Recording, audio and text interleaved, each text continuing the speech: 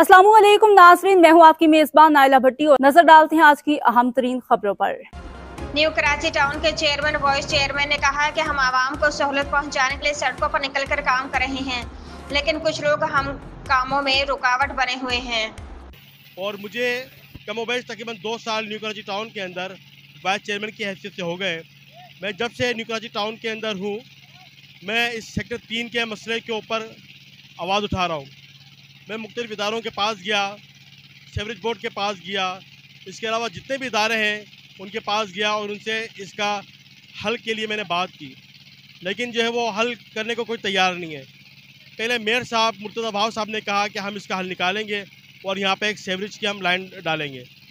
उसके बाद कुछ टाइम के बाद मुर्तज़ा वहाब साहब ने हाथ उठा लिए और उसके बाद फिर रिहान हाशमी साहब ने कहा कि हम यहाँ का हल निकालेंगे और हम यहाँ पे एक नई लाइन डालेंगे, लेकिन ताहाल उन्होंने अभी तक लाइन नहीं डाली। अब मसला ये है कि अगर लाइन नहीं डालनी तो आप साफ इनकार कर दें, लेकिन आप आवाम को लॉलीपॉप देते हैं और हल भी कोई नहीं निकालते। जब भी यहाँ पे सेक्टर 3 के अंदर सप्लाई की लाइन चलती है, सेक्टर 3 का यही हाल होता है कमोबेश। कल की बारिश की वजह से इससे ज़्यादा पानी मौजूद था, लोगों के घरों के अंदर पानी मौजूद। इस वक्त जैसी कैफियत यहाँ पर है और इस तरह की कई शहर के अंदर कई जगहों पर होगी। और मेरे टाउन का तो सबसे बड़ा मसला सेक्टर 3 है, यहाँ का सीवरेज का निज़ाम है। लेकिन मुझे हैरत होती है कि KDA के वाटर बोर्ड के MD साहब, उनके CEO साहब पता नहीं कौन सी भंग पीकर जो है वो सोते हैं।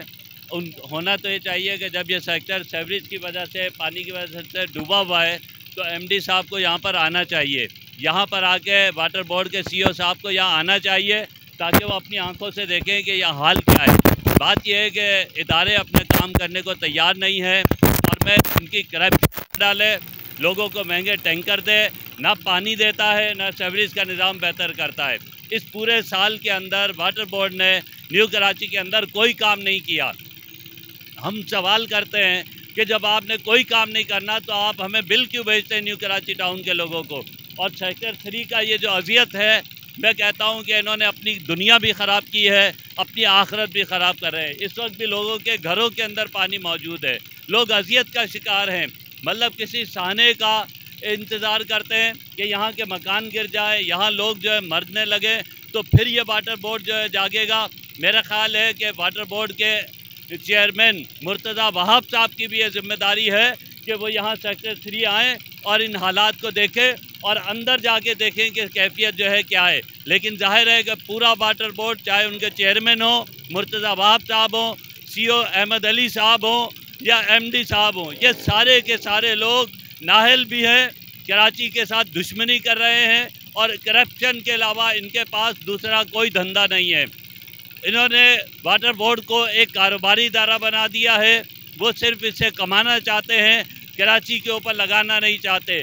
ये मसला आज का नहीं, 15 साल हो गए और इन 15 सालों में कोई महीना ऐसा नहीं गुजरता कि जिसके 3 दिन 4 दिन जैसे ही सप्लाई चलती है पानी की ये सूरत हाल होती है। घरों के अंदर पानी होता है, लोग अजियत का शिकार होते हैं, लेकिन कोई पुरसाने हाल नहीं है, किसी के कानों पे जूं नहीं रेंग रही।